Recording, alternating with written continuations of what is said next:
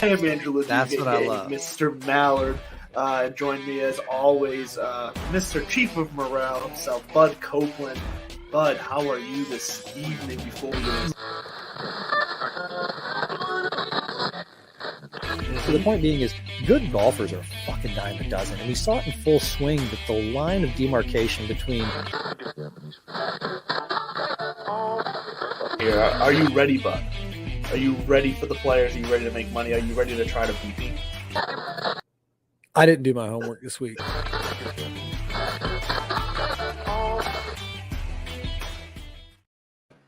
And good evening, everybody. Welcome into Divots and Pivots here on the Fantasy Sports Corporation, kicking off Tea Time Tuesday, as always, for you here. I am Angela Duke, a.k.a. Mr. Mallard, joined by Bud Copeland at This Bud's For You. Bud, good evening. Coming off a nice, a kind of a chill, exciting weekend of golf all at the same time. It was a chill, exciting weekend of golf. I was up in the White Mountains chilling during all the excitement, so I missed most of it. But I got to see Keegan's walk up 18, and I thought that was pretty special.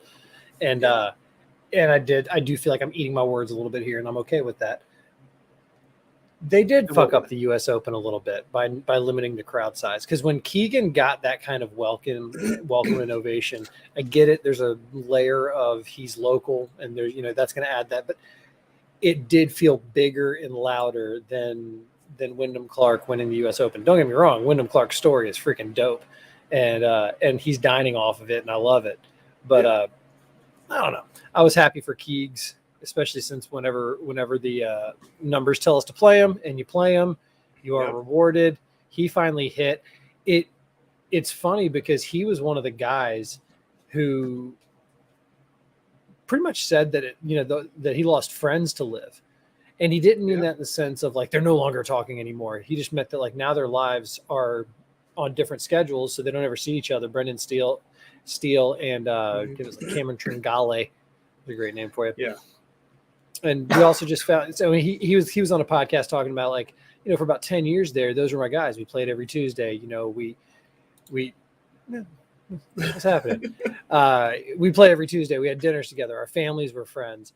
He's like, and all of a sudden I look up and I'm one of the old guys and I'm alone. He's like, it was just weird. And so it was cool to see him get that win. Speaking of Liv, I guess some of the details have leaked on the Public Investment Fund PGA Tour agreement. It's not a merger. It's not a merger.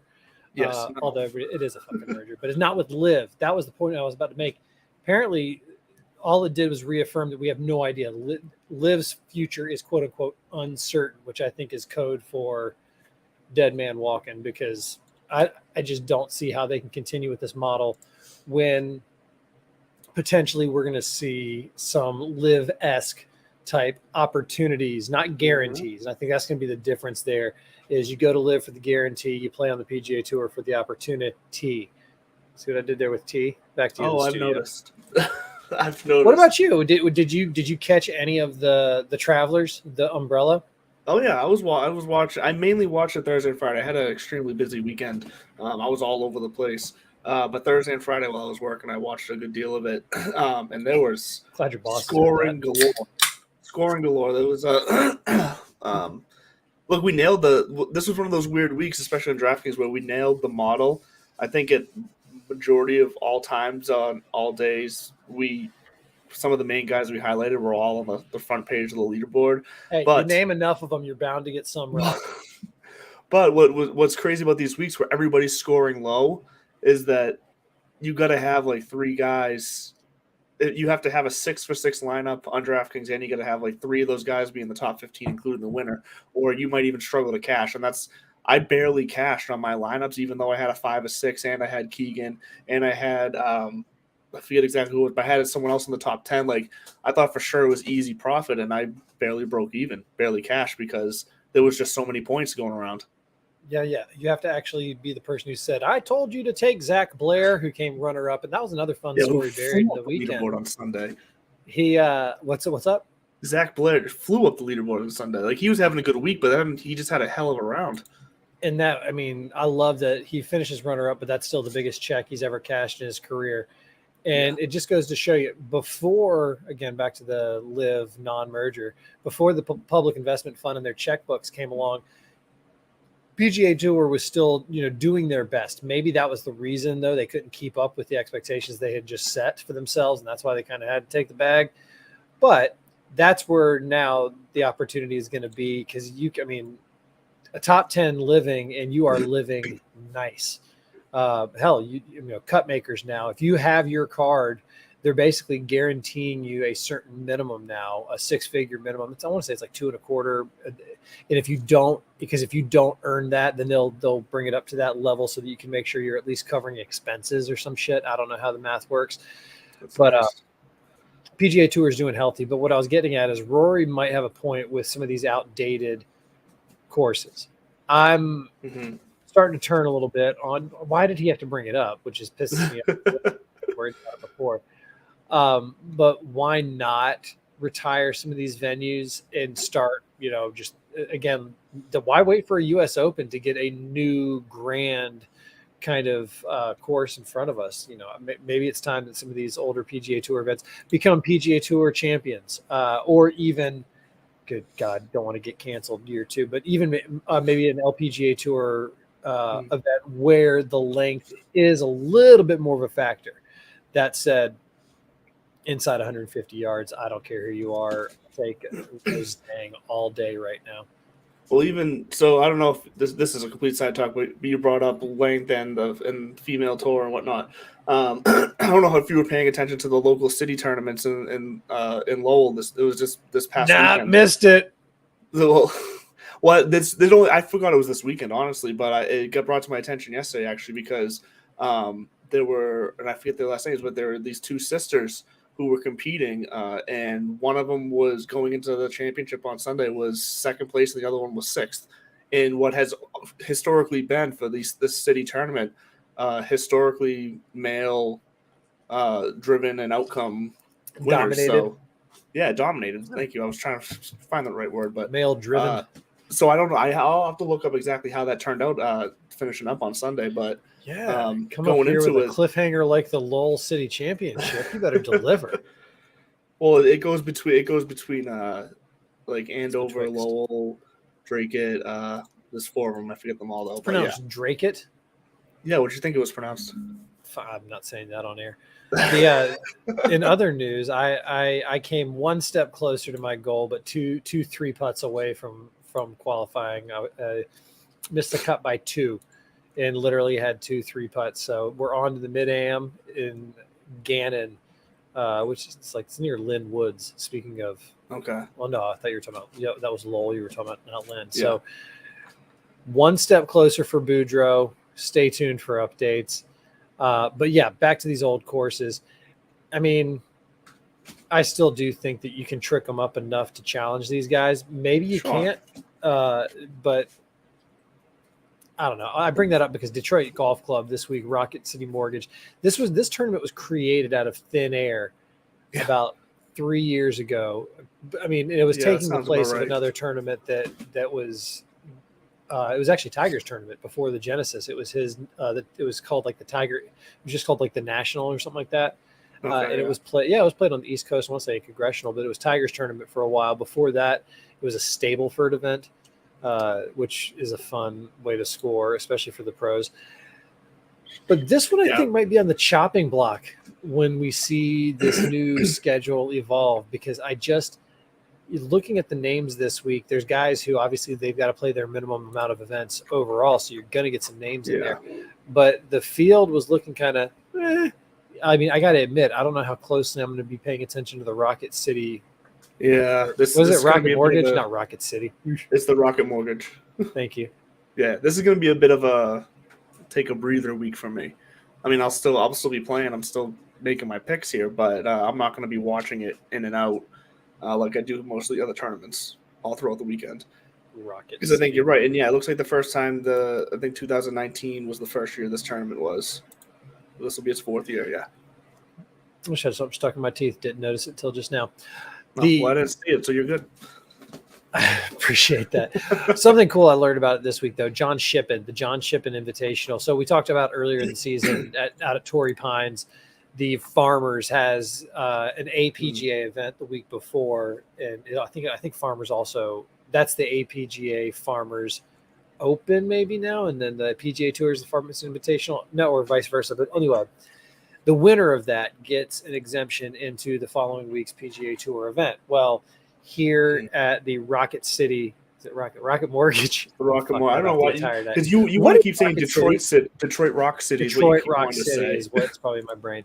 My family's from that area. My dad was born in Dearborn, which is right outside, and but both my sisters were born right outside. I won't say Birmingham, but anyways, I know something that they do at the Rocket Mortgage, not Rocket City, is they also offer up an exemption to a kind of a local golfer, and it's another organization. Or this is not an organization; it's a tournament, probably driven by an organization. But the John Shippen Invitational is another one of those opportunities for black golfers to get tournament golf and have an opportunity. If you win, you get an exemption into the PGA Tour's Rocket Mortgage Classic or Open, whatever the hell the name is, Rocket Mortgage Championship. By the end of it, I'll get it right once. You will. And the winner gets an exemption into this week's event. Why though? Why John Shippen? Do you know who John Shippen is? No, I don't. I'm actually looking here. No, I don't know who he is. Whatever. We'll look up the winner of the John Shippen Invitational because his first name's Chase, and I don't want to fuck up the last name. Oh, is it Chase Johnson? Chase Johnson, yeah. So he's the winner this year. He's here is $6,000 to this week, and he's gonna be playing. This week. What is he? $6,000. $6,000. Hey, you know what? He ranks out 67th in my model this week. So he's projected to make the cut. No, John Shippen was actually, if you Google America's first professional golfer or America's first professional black golfer, he's the name that'll eventually pop up. So John Shippen, back in the late 19th century, he was the son of a pastor or minister, and that minister was also a former slave. And in his former slave, or after his slave life, he became a minister, and he was assigned to Shinnecock reservations, Shinnecock Hills. Heard of it? Yep. 2 miles down the road is Shinnecock Hills. But before Shinnecock Hills was even there, John Shippen was part of the crew, or at least he worked as a boy, helping to clear the brush, clear the land. He worked there, and then once the golf club was established, he became a caddy. The head pro there liked him and taught him the game, and eventually he took to it. And by 15 or 16 years old, I think he was 16, when they made him the quote unquote unofficial, pretty much assistant pro at the club. He was giving the members lessons, and they were so impressed by him that when the upcoming newfangled U.S. Open, you've heard of that tournament, newfangled, it was in its second year. First year was at Rhode Island Country Club or Newport Country Club, whatever. This is in second year, 1896, and the members say, "Hey, we'll pay your entry fee. We're going to sponsor you basically to be in this year's tournament." He had a friend who was also a Shinnecock native, and they were like, "We'll pay his fee too." I guess some of the pros, when they heard about this, they were threatening to boycott, because you got to remember, this is 19th century, not exactly the most open-minded crew in the most open-minded game at the time, and so they were threatening to boycott. But to his credit, the president of the USGA, Theodore Havemeyer, namesake of the Havemeyer Trophy, basically told everyone that, okay, that's fine by me. We're still going to have the tournament. So if you don't show up and it's just the two of them, then that's how it's going to go. Everybody backed down and showed up, and Shippen had a brush of greatness. He was leading after the first round. Back then, they only played 18 holes, 36-hole tournament. He was leading after the first 18, and then I guess he took an 11 or something on the back nine. Still finished T5. He would go on to play in a handful of other major tournaments, another U.S. Open, and he eventually became a teaching pro later on in life. But because he finished T5, cashed a check, that was technically the first American professional golfer. Fascinating. Well, I don't know where you get your shit. I got a lot of time on my hands. No, so the John Shippen Invitational, because posthumously, he's been recognized, and finally, sure, as what so often happens, the true history is starting to kind of emerge, and some of these stories and some of these great people of the past game are our games past is finally coming to the forefront and being celebrated, rightly so, because this is only the second or third year that the Shippen Invitational has existed in itself. So hopefully, if the tournament doesn't go away if for no other reason for the John Shippen Invitational, but if it does, maybe somebody else will pick up the tradition. I love it. So maybe we'll see. We'll keep an eye on Mr. Johnson this week. We'll see what he does. I mean, we had a random this past week at the Travelers. We had one of the random guys we threw out there from the 6K ranges at the shot in the dark. Brett Stagmeyer. Remember that name from last week? Stags. That old Stegmeyer. Sorry, Stegmeyer. That old goose. He made the cut last week. That was fun. He's the lowest, literally the lowest price guy this week. So every now and then, one of these 6K guys are gonna hit out of nowhere, make the cut, get you some points, make you some money. Who knows? Maybe it's Johnson this week. Because look, this is a week where there's going to be a lot of value to be had. Because like you said, the names aren't exactly jumping off the page to you this week. No, and I'm gonna try to trust the numbers, but on a couple of those, I'm wavering.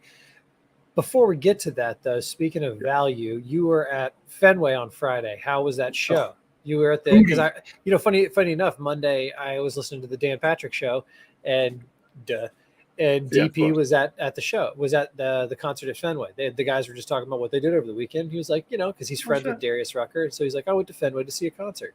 So I thought that was kind of funny. How was it? I should have texted DP, let him know. You should have hit him up. One host to another. Yeah, no, the show was awesome. I didn't know a lot about Kane Brown going in. Obviously, the main headliner. I'm just glad I got his name right. I have no idea who he is. Yeah, but Darius Rucker, Hootie, from Hootie and the Blowfish, just that's who I was there to see. Did not disappoint. Absolutely crushed it. Even threw in some unexpected covers. He sang "Don't Go Chasing Waterfalls" by TLC. He mixed that in there, and I was like, that came out of nowhere, but I loved it. It was awesome. By TLC. But it was great. No, the concert was great. Had great seats. Got real lucky where the seat I was sitting in was right at the top of the stairs next to the entrance to the concourse. So I had my feet stretched out. I was able to stand up, lean against the railing. I had so much room to move around, which is rare at Fenway. So yeah, it was a good time. Nuts to butts in those seats. What Hootie songs did he play? Not all of them. Did he play some of the bangers?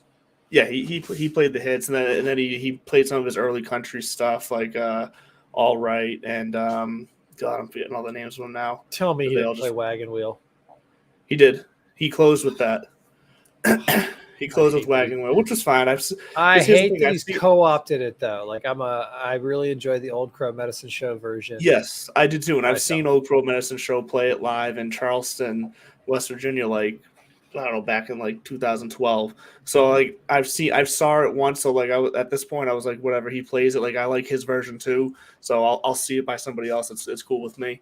So yeah, no, it was good. Yeah, he did close. Any other covers besides Waterfalls by TLC? That's what I was trying to remember. I'm not remembering the covers right now. As I say, he played some banging covers, and I can't remember the damn covers. It was one of those where I was so excited to see him, I just kind of took it in. And like just was in the moment, and then like I was just kind of swaying around, arms back, chilling, probably spilling beer all over myself. Scream Hootie? What was that? Were people screaming Hootie? I was screaming Hootie. I wonder if that annoys him. Like, would that piss you off? There's no way that annoys him because the second he you're finished, the front man. You're a front man for the band called Hootie and the Blowfish. You kind of have to expect it for the rest. Yeah, of the and in walking off the stage, the entire stadium, which was full, every single seat, the entire field was full. Like I've not seen that many people at Fenway ever for a show. So that place was packed. The entire stadium was chanting Hootie as he walked off the stage. So everybody was. That album they have like one of the top 5, I think, selling albums of all time. Those numbers are old and skewed. I don't even know how they measure that shit anymore with streaming now, because it's not like people go out. Looking up the name of record stores don't even exist anymore. Like I don't think there is. I think Bull Moose Records is still alive in Maine. Oh yeah, it was the Cracked Rear View album. That's right, in '94. That Alanis Morissette's Jagged Little Pill. Yeah. Both came out around the same time, and I think they both are like top 5 or top 10 selling albums of all time. Kind of crazy. Yeah, so Really the I crazy to remember think that Alanis Morissette used to date Ryan Reynolds. They might have even been did married. she I don't know. really? I forgot Yeah, that. I did not know that. Ryan I Reynolds, like business Alanis Morissette mogul, too. and Mr. Blake Lively. Good for him. She was an answer Uh, to a trivia question last night, so Alanis still relevant. very relevant. She also played God in Dogma. Great cameo Oh as my god, God. that's right, she did. Oh, I haven't At the seen that movie in very a end. long time. Oh, fucking Lord. It's been a while since Watch I've it. seen that movie. I forgot she played Dogma God in that movie. I got extra credit in high school to go see that for a humanities course. The teacher, we were doing like a unit on Western religions, and that was in the theater. So I can't believe I actually got extra. Looking back now, different times, man. Well, Speaking of Fenway, though, perfect. You beat me to it. Go ahead, sir. the Fenway group is on the bandwagon. Serena Williams and her little crew out in LA got the first team, but the second team for the Tiger, this thing's happening. The Tiger League is Oh going to yeah. happen, and the Fenway group wants in. Thoughts? So multiple thoughts. If the Fenway group wants in, then you definitely know this is legit and going to happen, and it's going to have a good chance of being successful, at least to some extent, because all the Fenway group cares about, and for like the past 5 or so years, is straight money. That they are chasing money and they're doing whatever they have to do to get the money. So if they see the chance in this, then that's probably a good sign, considering the things that they've gotten their teeth into over the last few years. So good sign for the TGL, which we knew was probably going to be pretty successful anyway, or at least had a chance of being successful. I think. I'm not gonna lie. I'm intrigued. I'm incredibly intrigued because it just hit me. It's like, hey, where are they going to play this? Are they going to build a new facility somewhere? Is there some sort of like mobile facility that they're going to set up in TD Garden? I mean, um, I'm dying to know some of these details. I got to think Yeah. the way that they were presenting this was that it was gonna require building of these new facilities because they were going to try to basically not just have Tiger and his buddies at a TrackMan studio like that. I think they're going to be having them hit like into like an IMAX screen with simulated bunkers, or maybe they do actually have like a real live indoor short game area. So from inside 50 yards, they actually play it out. I can't wait for the details to roll out, but I do love, like you just said, it lends a little credence to it. Things can still fall apart. They got a long way to go. But Yeah. from the announcement, I think they're targeting something like next January, February. I think they really want to roll this thing out right when Monday Night Football dies. They're going to basically want to replace that with TGL, which here are the names real quick. And one of them I want to circle back to, but these are the people, though, just as a refresher, that have signed on to this. And it's kind of a who's who of, hey, turn down Live. Now looking at this list, turn down Live, and we'll stick around and kind of build something. And I'm wondering if these guys are going to get equity, because listen to these names: Ricky Fowler, Xander Schauffele, Justin Rose, Billy Horschel, although I hear Billy didn't get an offer and it pissed him off, or his offer was low and he was butthurt about it, but that's neither here nor there. Max Homa, Matt Fitzpatrick, Adam Scott, Colin Morikawa, John Rahm, Justin Thomas, Rory McIlroy, Tiger Woods. Now, Adam Scott kind of bared his soul a little bit this week. I think it was this week where he said, now that it's sinking in, and you think about it, a guy like Adam Scott, he's been playing golf for 25 years. He's got probably enough money that he's never going to have to worry about it again. And still, the thought of that next – maybe he was thinking like, well, shit, I'm set. My kids are going to be set, or could be set. This could have been, for generations, or we could have built something great. So Yeah. I'm between the TGL and this new agreement. I'm curious to see, because they have said that they're going to quote unquote compensate loyalty. And what Jimmy Dunn was hinting at is it's basically going to be equity in this new venture, it's going to be like small pieces of the pie of this new whatever entity they're creating is, which to me is kind of an interesting model, a player-owned league, or at least, more than just a vote in a boardroom. You have actual skin in the game with potential to maybe like, can you buy another player's share? Like how's that shit going to work? Well, and it does bring up the question too for these teams that get bought by these existing ownership groups like Fenway Sports Ownership, whatever the hell they're called. It's Fenway Sports Group. Does does a stake in their team in that, do they then get a stake in some of their other ventures as well? Like, do they get a share of some of their other ownerships, and how does that look legality and ethically crossing sports athletes still currently playing at a professional level, also having hands in owning other teams? Like, we're entering some interesting territories here that, I mean, probably will just only change golf, but I think has the potential to kind of change all of sports in the way it's owned and the way the players get compensated. And it's going to be interesting to go back to the where they're going to play it. I don't think we're going to see. I mean, look, it's already, if they're still planning to start in January or February of 24, it's already June, just about July of 23. I don't think we're going to be seeing new venues being built at this point, but what I could see if they are going to travel around venue to venue, I could see it being similar to the esports industry, to where, MGM Music Hall recently hosted one earlier this year, a big esports event. They were able to outfit that for that, and then there is an esports, I guess you want to call arena, already down in Foxborough as well. The Helix. What are they called? They're just called Helix Esports. They have a facility down at Patriots Place in Foxborough that they could probably look like they could rig out an outfit for some sort of golf setup. So it will. You're right. It's going to be curious to see how they really put this together logistically. But I kind of envision it as that they're just going to have one location. I figured they were going to just build one makes way more sense. One venue in like Vegas or something, and just have it set up for this and that, and then the rest of the year they're just going to sell it out to companies for parties. Then what's the point of having, like, I don't give a shit that there's a team, pardon me, in Boston, because they don't play in Boston. That's true. Yeah, they have to have home turf. They have to have home field. That's maybe true. They're not going to be arenas with like thousands of people inside. Maybe it is going to be kind of built for TV, more so. But it would be stupid to have a team named after a city that never actually plays in and or around the city. True. I already have an issue with teams that are named one thing, but then they're located somewhere else, which is why I like supporting the New England Patriots, because it's very easy. It's very clean. I just was scrolling on the Boston Fenway, or the Fenway Group's Wikipedia page, so the source of all great knowledge. Is that a typo? The Fenway Group owns the Penguins, not the Bruins. Mm-hmm. Correct. Who owns the Bruins?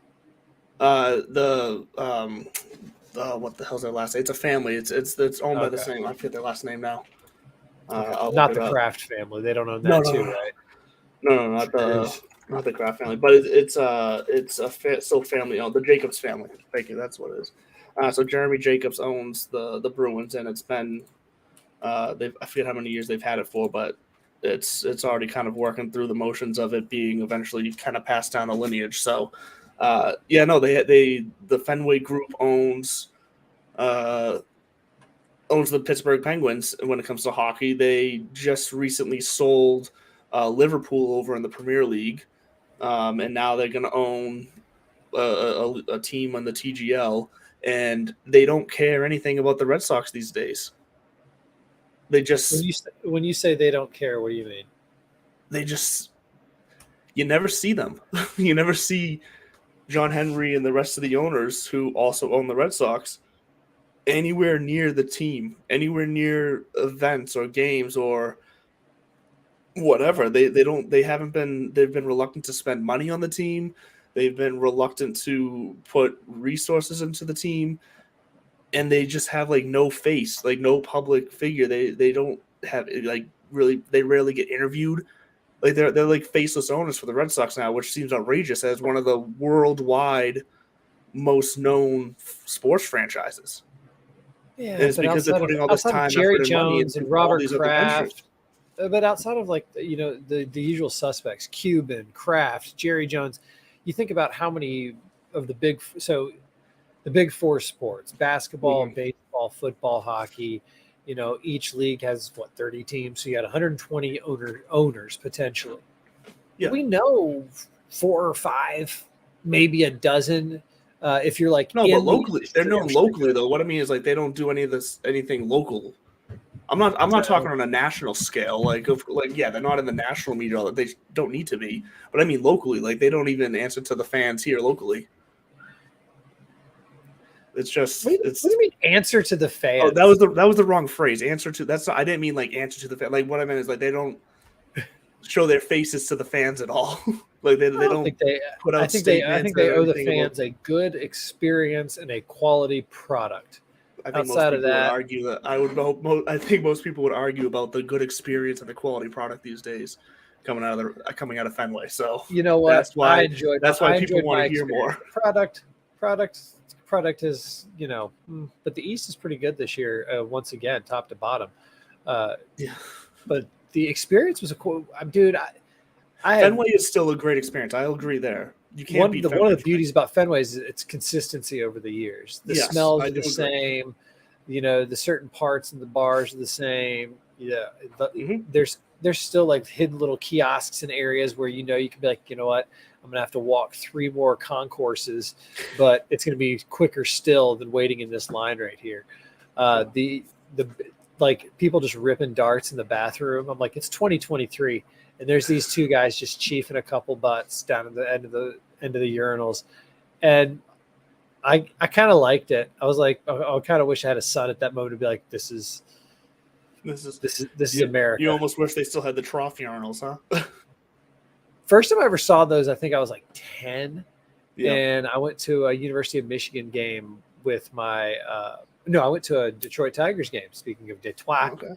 With my grandfather. He took me to opening day at the old Tigers Stadium. So, God, I might have even been 8 or 9. And I remember walking in, and I thought it was like, all we have are sinks here. I was like, all you can do is wash your hands. I didn't realize until I saw somebody else walk up and just, and use it to know exactly what was going on. Very educational experiences. We're going to do an entire episode about Bud and men's rooms. Stick around for that. Way more exciting than it sounds. Let's So the Fenway Group, I'm excited about that. I think, like you said, it's one more step of like, oh, this thing's actually going to happen. Now, when it says that they're buying, I don't even know what the hell that means. Yeah, we'll see what it means with what they get for their purchase, I guess. But it's a good sign for the TGL in a lot of ways. Where I also think I think other investors are gonna now feel more comfortable into putting some skin in the game. But let's take a quick. When we get back, I want to mention something before we move into full fantasy mode. All right, well, we're going to take a quick break here from Underdog Fantasy right now, but we'll have one last comment of a surprise, whatever he just held up on his phone, and then we will get into our DFS picks of the week. We'll be right back. Fantasy Sports Corp and Underdog Fantasy have teamed up to start your fantasy season off in the win column with Best Ball. What is Best Ball? It's quite simply the easiest way to win. No team management, no trades, no waivers. It's their biggest contest ever, and it has only gotten bigger.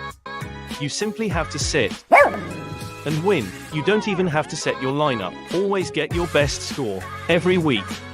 Just enter a contest, draft your team, and Underdog will do the rest. What could make this even better? How about free money, up to $100 using our exclusive promo code?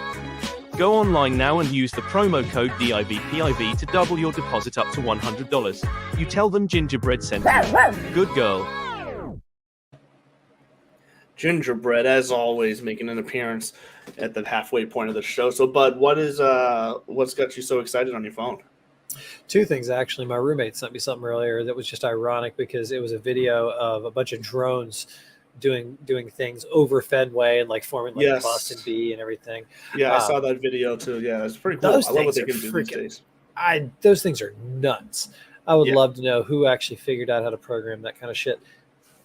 Really, what I was getting at is, as we were talking about the TGL and TMRW, I think the TGL is owned by Tomorrow Sports or something like that. What was it? TMRW Sports is the entity that owns TGL, the golf league or whatever the hell they're calling it. But I was just thinking to myself, we still haven't heard from Big Cat on this. It's been we haven't heard from him since on anything. I mean, And I mean, all I saw was a post that, unfortunately he's going to have to he's not going to make the Open Championship, which TNP, I'm sure he'll be back. I'm sure he's got a couple more runs left in him. But it was just hitting me. I was like, we still haven't heard from him. Pull it up. First thing I see was a Sports Illustrated article posted 10 hours ago that just says Tiger Woods is yet to comment on this whole thing. And this is the part that I do take a little kind of umbrage with. It's like, and that speaks volumes.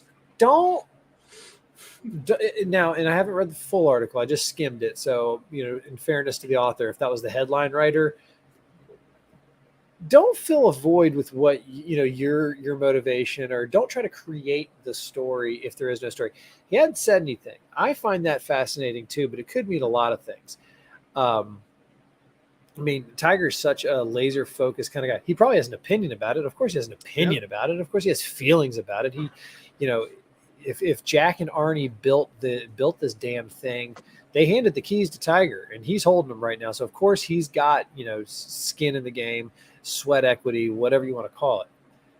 But there's a very real reality that in the back of his mind, he just, not going to say doesn't care, but it's like he doesn't feel a responsibility to make a comment because, all right, that's the, or he's doing what we've said to do, which is just kind of wait. He's waiting. Yeah. We don't know anything.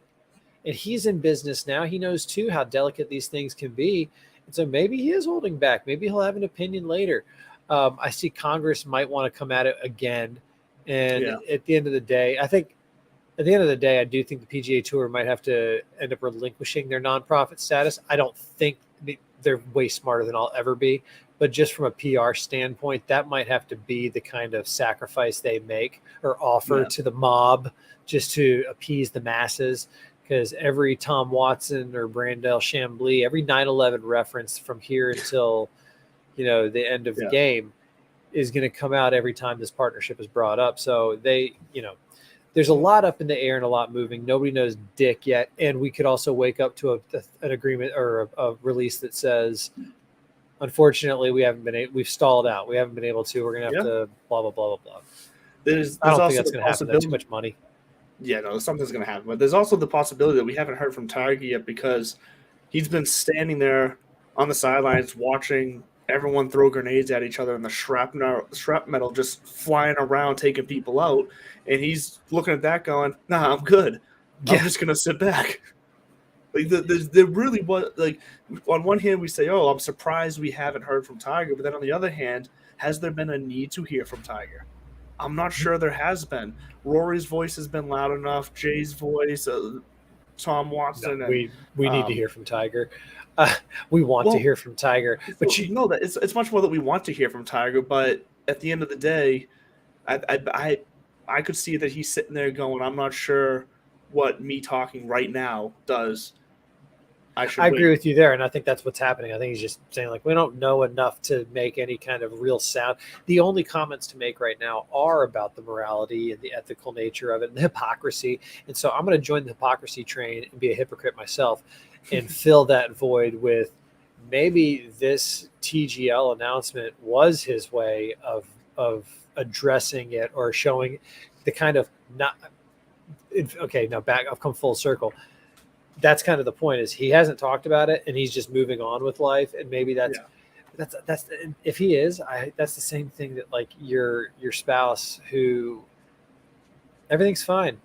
Really? Are you sure? And they don't answer and and then like 3 hours later, it's like, you still want to do spaghetti for dinner? It's like, wait, so remember that thing that you're just going to, so we're good. We're cool. It is that kind of weird, dangerous territory, but Tiger's a smart man. He knows what he's doing. And I think that he'll eventually address it somehow. I kind of hope. Yeah, we will. We'll hear it from him just out of nowhere, but I got a feeling it's going to be a little while. And I think what will happen is they'll have to make another announcement and say, this is what this new entity looks like. And more importantly, this is how it's going to benefit the players. Because at the end of the day, that's the side that he's on. He's loyal to the league. But at this juncture, I think he wants to make sure, because again, I go back to his comments in the Genesis when he mentioned media rights being a big sticking point and how he can understand that, especially with the next wave economy and how important personal image and likeness or name, image, and likeness, your personal, your brand is, especially in a game like golf. So, I mean, I think that's where he's going to wait and see how that shakes out before he makes any comments. Here's another fun thing. Maybe he's in the room now, and maybe that's why. Maybe it's like now that they've gotten an agreement, they're going to bring some stakeholders in to say, next step is let's figure out how we're going to make this happen. Who knows? And I would be willing to bet that over the last 10, 15 years of what we've seen of Tiger in the public eye, I would also be willing to bet he's learned a thing or two about good PR and bad PR. Yeah, and I think he knows where to step and where not to step these days. He could also just be watching Sam and Charlie play sports and be he's just being a dad and rehabbing. But there's so many. But the point, there's so many scenarios where let's just wait and see. Basically, that's what we're all doing, anyways. But let's get into the Rocket Mortgage, because we know that's what all the degenerate gamblers out there come here for, is our picks to win. That's picks our to audience. Play. Okay. And we look besides coming up short on winning some actual money this past week because of just the amount of scoring there was. The team I put together still put together 515 points. No thanks to John Rahm missing the cut, that bastard. Yeah. Wow. If he had made the cut, I would have things would have went a lot better for me. You put together a team. So he was not talking about TPC River Highlands when he was talking There's about no way producing he was over about TPC River Highlands. That course was I believe it didn't Keegan set the 52 hole record or 54 hole record? 54, probably 52 as well, but yeah, the 54. But basically for after 3 rounds he set the record for the lowest score in a PGA event, or tied it. I think it was actually tied the record. Either way, that's how low the score was playing. The course was playing this week, or this past week. I want to see that in Hawaii in January. That's about it. Well, yeah, agreed. I agree. This one was, but because, and here's the thing though, but because it was Keegan who won, and we haven't seen him win in a while, and it was here in Connecticut where he was, close to home again. Like, and because it was that, then I was okay with it, in a sense. Conspiracy hat on real quick. They're going to do away with the Hawaii swing, and they're going to replace it with a Saudi swing or a Middle East swing. You know how a lot of those DP World Tour events are played in these new United Arab Emirates or Dubai? Mark my words, that's going to be the limb that gets lumped off, because the players are going to talk about how shitty the travel, not shitty, but how much that travel sucks. Now, Dubai's, I understand people be like, wow, it's much farther to get over there. What they'll do, though, is they'll say, we're going to bring you out there for a month, and it's going to be high stakes, fresh, challenging courses that talk about courses. Kapalua, those are literally resort courses for, Joe Shit the Ragman like you and me to go out there and they're built for us to have fun out there. I could see them doing that. And if they do have to lop off another one, it's going to be the Rocket City Mortgage Classic. You're going to do it the whole show. Not before we get through it. So Detroit Golf Club, Donald Ross course, 7,200 yards. It's a composite. There is 2 18-hole courses on this property. This it's a quote unquote composite. It's 17 holes from one course, I think the North course, and one hole from the other course. Really, it's the front 9 of the tournament composite course that is mixed up of like holes 3 through 5, and then 1, and then 7 through 9. They mix it all up, but then they play the same back 9 as they would normally play on that Donald Ross course. It's kind of the local spot, so to speak. If you're going to be, I mean, there's Oakland Hills is not too far away, and I would say that's a little more prestigious as having hosted national championships and the like. But as you want like kind of an exclusive private, I would say kind of like an LA Country Club, maybe, but not as prestigious, but that same kind of vibe. That's what Detroit Golf Club is. And so I could see this tournament going away, but before it does, it's another balanced course. I think we got like 7,200 yards, par 72, got a couple of par threes in that like mid range, and then a couple of par threes that are over 200 yards. One of my key 3 though, and I'm going to go ahead and just rip right into my rip it off, because one of them is strokes gained par 5. All right. I kind of went a little different. I'm sticking to 3 this week. I got strokes gained par 5 because the 4 easiest holes on this course are the par 5s. And then there's different ways you want to calculate that into your lineup, do it, but just know that those easiest holes are the par 5s. So that's who you want to make sure, because it's going to be a birdie fest again. So who's really taking – those are the gimmies. Who's making their free throws, who's birdieing the par 5s or better. I saw another outfit had eagles gained, but then I looked at some of the scores, the average scores for these par 5s, and I looked at the lengths, and I'm thinking to myself, I think that's splicing the hair a little too thin. So I'm just going to say strokes gained par 5s. Guaranteeing a birdie. Eagle is nice, but you really just want to make sure you're coming out of your par 5s with birdies. Which brings me to my second of my key 3. So we got strokes gained par 5, birdie or better, because I said it's going to be a birdie fest. Strokes gained par 5, birdie or better, and ball striking, because once again, kids, ball striking takes approach and off the tee. So it's that overall approach. Those are my key 3, and it spit out a nice smattering throughout the tiers. I actually had to kind of him and haw a little bit to pick some people in each one. We'll get to that in just a second once you tell me your 7 key 3 stats. 5. Key 5. But yeah, no, so what struck me when looking at this course and looking at the breakdown of this course is nothing necessarily jumped out at me as like crazy different or you need to hone in on. Like we've seen other courses where, the rough is so thick, you got to hit it in the fairway, or the fairways are so narrow, you got to that you need guys to have this one specific stat. Like you said, this is a very balanced course. This seems like a fairly open course for these guys. So putting and approach was right there for me. I also went with, because you mentioned those par 5s and just the way the course seems to shape out, proximity of 200 plus yards for approach shots, I went with as well.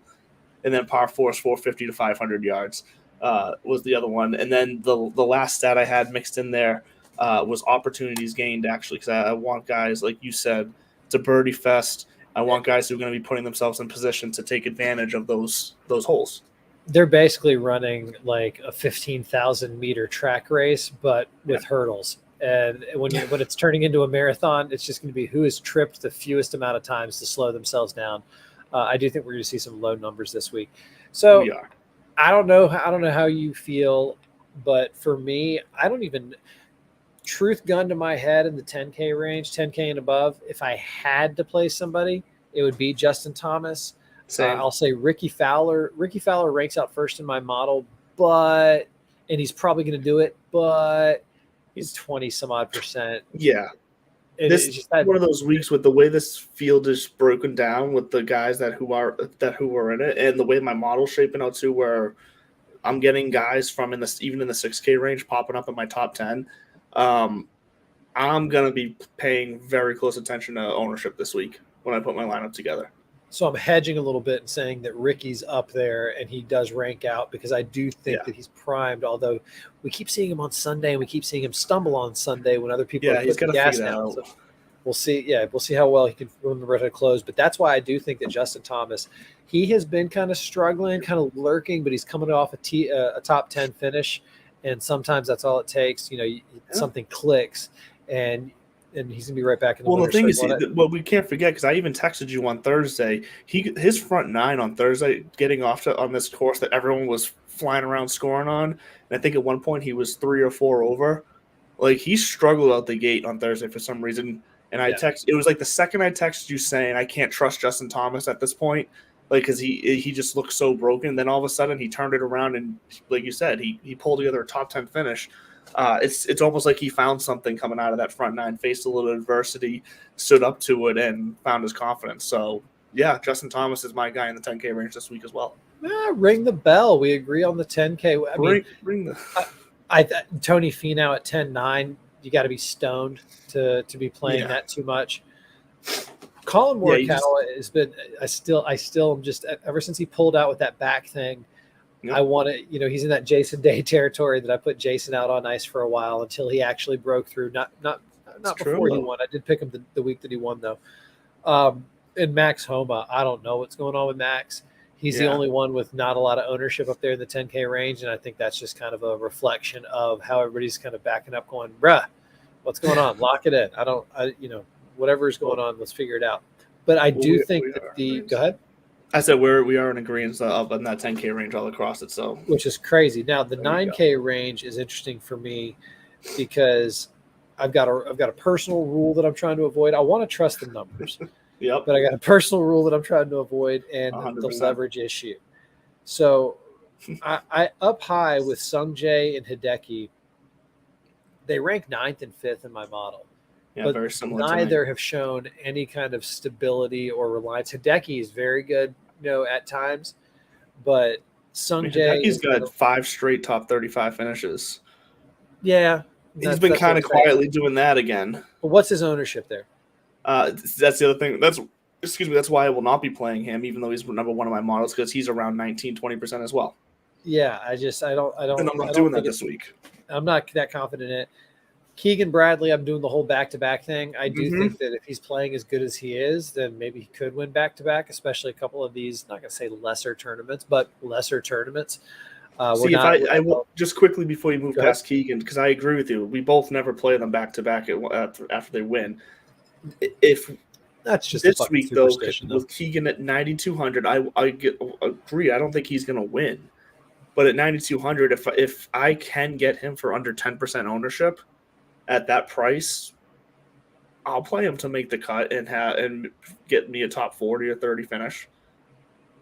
We got to find out those stats though of the average finish of the winner, the week after or the start after, because there's no logical reason not to play him back to back, like you said, especially if the goal is to make a cut.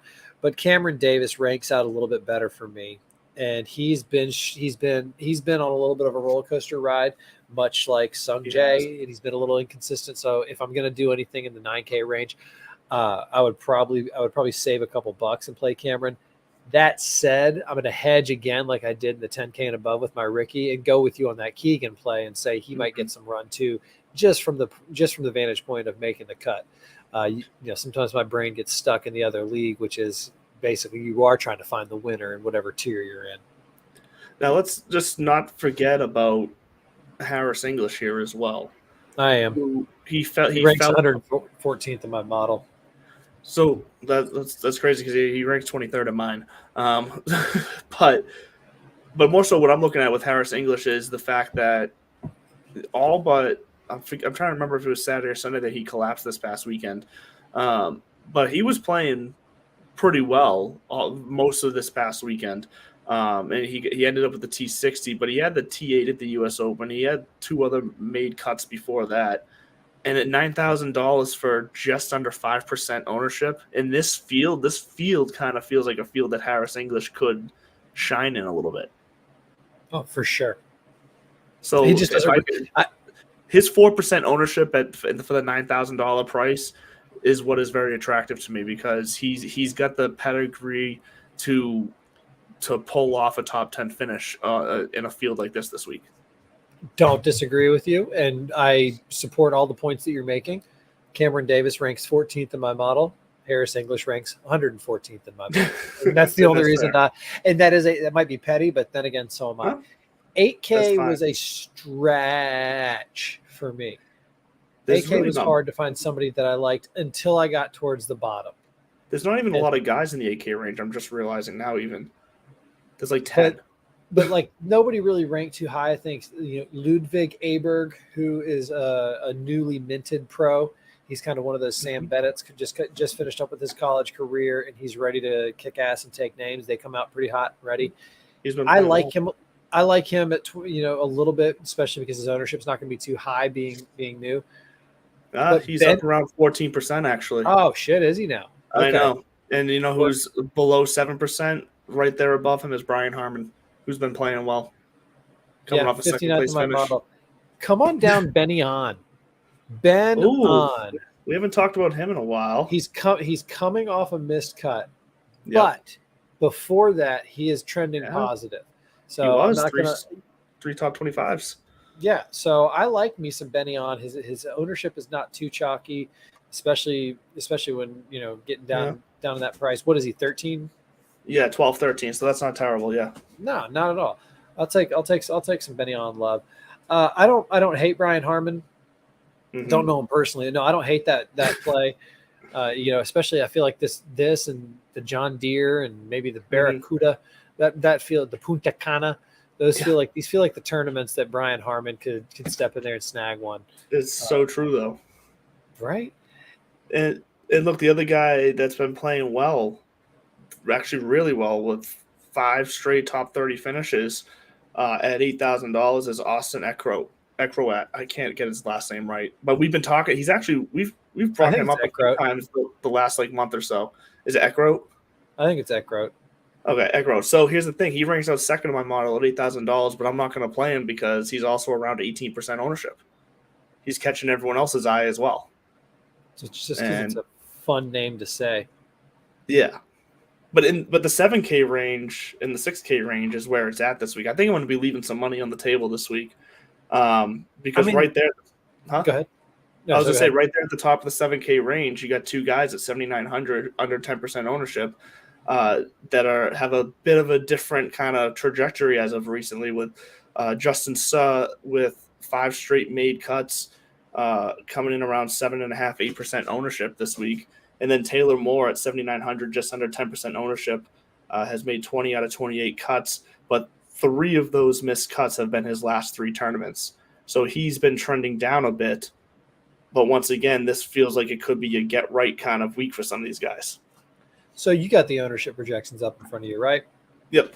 What's my boy Aaron Rye? He ranks out 11th in my model, and I didn't peek at the ownership. And I think he's a little chalky for a 7,000 man. I think he's 12 to 13% right now. But he's been playing well though. He's very reliable. Exactly. Who cares if he's chalky because he is reliable. But that is shockingly would not be my 7K kind of pick, so to speak. Look on down. You still have it down at 7,300. Samuel Stevens. What's that ownership looking like? Where is he? Here he is, Sam Stevens. Right around 6 or 7%. 70. He ranks out 8th in my model. He's coming off a missed cut, but before that, 6 straight made cuts. So Samuel Stevens, come on down. You are drafted by, I guess, this Bud's for you. I don't even know who the hell Samuel Stevens is. I had to look it up, and it was one of those names. I'm like, I don't know who the fuck this guy is, but he looks like either an accountant or a pro golfer. So, no, I don't mind that play. He was. I remember giving him a look earlier. Don't act like you were on my Samuel Stevens. Well, no, bandwagon's full. I did not say I was playing him. I'm not playing him. But when it comes to the 7K range here, a guy who is slowly becoming a favorite of the show here, Mr. Christian Bezuidenhout. You're Shane Lowry. He's becoming my Shane Lowry, under 7% projected ownership this week. Only missed 5 cuts so far this season. So he's looking good this week. He really ranks out well in my key stats this week. So I like Christian this week as well. And then the other guy that I've been on a lot recently, and I'm going to continue to be on him because everyone's continuing to not play him, Ches Reavie. Around 6% ownership again at 7,200. 5 straight made cuts, including the T4 this past week, being in the final group of the Travelers. It's time to stop kind of scoffing at Ches Reavie being a thing. I will always scoff at Ches Reavie, but I'm playing Ches Reavie again. I know you're going to play Ches Reavie again. How about Zach Blair still being down in the 7K range after a runner-up performance? Yeah, he is. He was at 71, right, or 7,000. Where was he? I know I saw him. I can't find him at the moment. But yeah, I know 6K. He's there. 6K. Truth gun to your head. Who do you like from 6K? And I got one for you as well. Yeah, so here I got a couple here. I like Andrew Novak at 6,900, under 5% projected ownership, coming off a missed cut, but a top 10 at the RBC Canadian before that, and a bunch of made cuts in a row before that. And then the other 6K guy I like would be where is he? Because hold on, he's way down here. He pops up in my top 10. Where the hell is he? I gotta find him. Sorry. Here he is at 6,100, 2% ownership. Come on down. Welcome to the show, Kevin Roy. Does anyone know who Kevin Roy is? Bueller. Short and sweet for me. 6K, 6,900. He ranks 26th in my model. He has made 11 of 15 cuts in 2023. You've said his name. I've said his name. He's been on the front page of the leaderboard. Ben Martin, 4.2% projected ownership. He's reliable, and especially he might allow you to buy a 10K guy. But like you said, might be a week that you have to leave a couple of dollars on the table because there's a lot of value down there and a lot of leverage. You can make a lot of money, dumpster diving this week in Detroit. Yep, I do like me some Ben Martin this week. I do. We might even have a little Austin Smotherman night sighting. I don't know. He's teetering on my line of maybe I'll play, maybe I won't. He's like right there. We'll see. But that's gonna do it for us here on Divots and Pivots for this Tuesday night. Coming up next, sometime within the next hour, we never know when they're going to start, but they are always going to be here for you. The Plus Money Golf guys will be following us on the airwaves here on Fantasy Sports Corporation. So stick around for the continuation of Tea Time Tuesday. We'll see you next week. Good luck at the RBC. Jesus, now you got me screwing up the name of this tournament. At the Rocket Mortgage Classic. Come on back next week for the John Deere. Yes, the John Deere Midwest. We'll see you next week. Have a good night, everyone.